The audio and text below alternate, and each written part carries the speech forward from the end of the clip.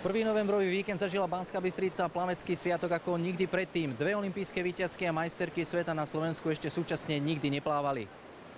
Hlavnými hviezdami 5. ročníka Banskobystrického pohára, ktorý Svetová plavecká federácia schválila ako kvalifikačné podujatie pre účasť na budúcoročných olympijských hrách v Londýne, boli holandské plavkyne svetovej extratriedy. Olympijské víťazky a majsterky sveta v štafete na 4x100 metrov voľným spôsobom Marlene Feldscheidová a Ranomi Kromowidžodžová, ktoré doplňala bronzová medailistka z tohtoročných majstrovstiev sveta v Šangaji v disciplíne 200 metrov znak Sharon van Rouwendalová. Toto pre nás nebola kvalifikácia, ale bol to dobrý test. Mojím cieľom bolo v prvom rade si dobre zapretekať. Zatiaľ neplávame príliš rýchlo. Nový bazén, voda bola dobrá, vyhovovali mi takisto dráhy. Nič výnimočné v tomto štádiu, preteky boli dobré, ale časy neboli príliš rýchle.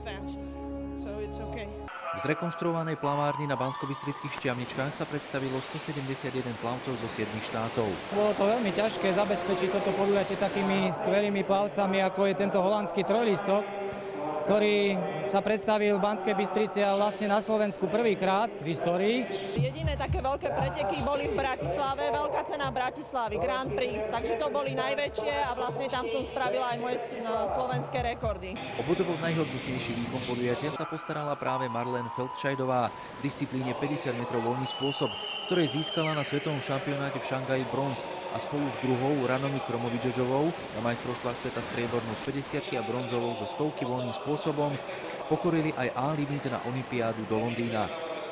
Štvrtý najhodnotnejší výkon v kategórii žien predviedla najlepšia slovenská plavkyňa uplynulých 2 rokov Katarína Listopadová na motýlkárskej stovke. Po boku týchto hviezd sa pláva veľmi dobre, naozaj sú to kvalitní plavci, ale nakoľko sme stále v tréningovom procese, neplávame také rýchle časy, ako zvykneme plávať na vrcholných podujatiach, ale myslím si, že voda je naozaj rýchla, lebo napriek tomu, v akej sme veľkej únave, dokážeme plávať relatívne rýchle časy. Medzi mužmi dominovali takisto holandskí plavci z početnej výpravy PSV Eindhoven. Najhodnotnejšie výkony predviedli Dion Dressens na kravliarskej dvojstovke a Bastian Liesen na znakárskej stovke, semifinalista zo šangajských majstrovstiev sveta na polovičnej vzdialenosti. Tretím najhodnotnejším výkonom potešil slovenský plavec Richard Nať v disciplíne 400 metrov voľný spôsob. No, jeden bod mi ušlo druhé miesto a tak to trošku zamrzí, ale ináč super. Teším sa na to, v akej fáze prípravy sme, tak je to dobré. Súčasná slovenská jednotka Roman Kučík triumfoval na kravliarskej 50-ke. Zatiaľ príprava ide a ja som spokojný s tým pretekom, lebo je to štart a vlastne vieme, na akej úrovni sme teraz.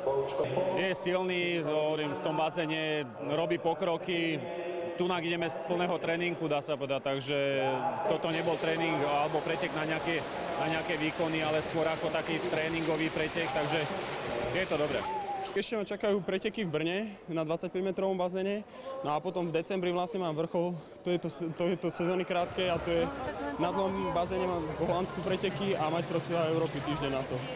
Určite by som chcel zopakovať minuloročné majstrovstvá Európy v krátkom bazéne a dostať sa do semifinále.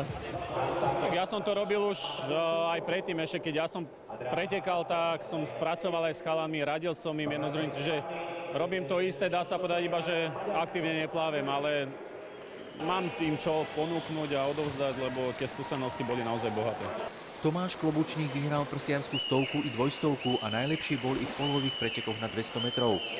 Boli sme na svetových pohároch, vlastne len na jednom, v Berlíne, tam sme zaplávali limity a hneď sme išli potom zase do plných obratok.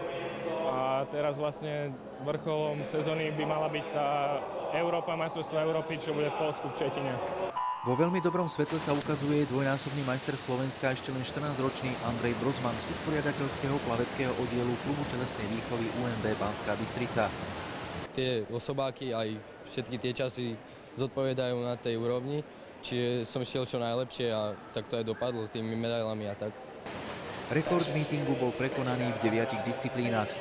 Hlavne to stredné pole sa dosť kvalitňuje za posledné roky, kedy si tam boli dvaja, traja vyčnievali, potom to bolo rovnaké, teraz tá špička je strašne hustá, že je to určite obťažnejšie a tým pádom aj pre to slovenské plávanie, lebo tých plavcov v tom seniorskom veku, kedy by mali mať ten športový vrchol na tej európskej úrovni aspoň, tak tých je čoraz menej a menej.